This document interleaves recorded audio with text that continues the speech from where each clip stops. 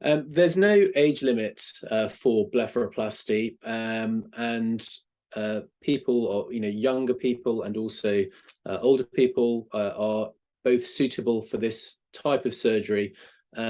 Usually in circumstances where they have a significant amount of excess skin, and most frequently that's affecting the upper eyelids.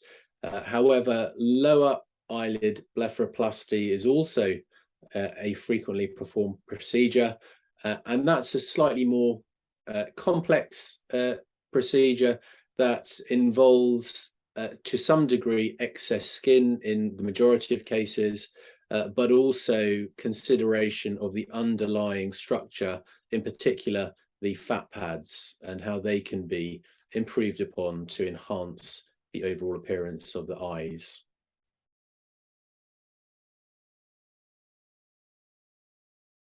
So with regards to upper eyelid blepharoplasty, this is usually performed in my practice under local anaesthetic only, or local anaesthetic with sedation.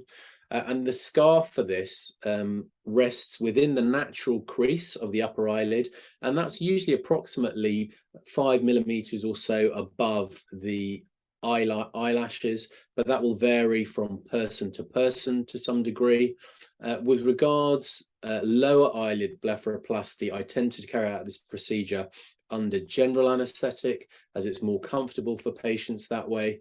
And the incision for that will either be on the inside of the lower eyelid or on the outside of the eyelid, just beneath the lash line, depending upon what it is that needs to be addressed during the surgery.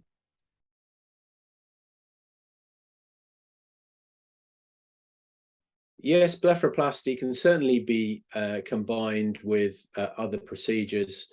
I frequently combine it with other types of cosmetic procedure. Commonly, it's carried out in conjunction with brow lift surgery in order to rejuvenate, or to provide, in order to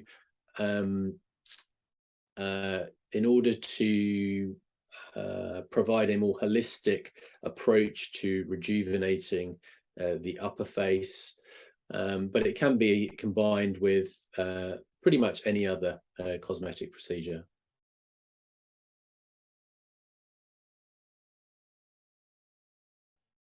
It's the question with how the fat is managed depends upon how much fat there is that protrudes.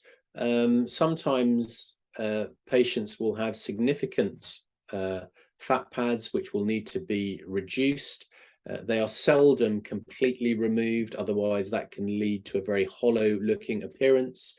Or in the case where the fat pads aren't particularly large, but they just sort of herniate forward, then it may be a question of rearranging the fat pads or tightening the area without any formal removal of fat as such.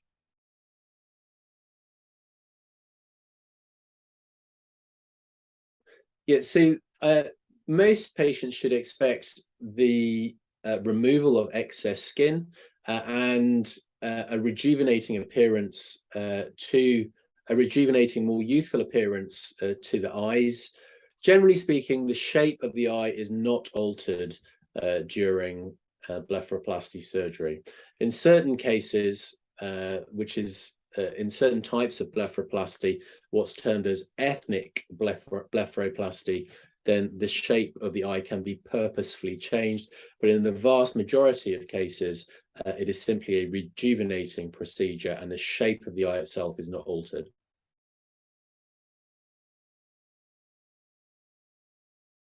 So most patients will see a significant change in the eye appearance immediately following surgery, but for the final results to be achieved, all of the swelling will need to resolve, and this can take 6 to 8 weeks or more.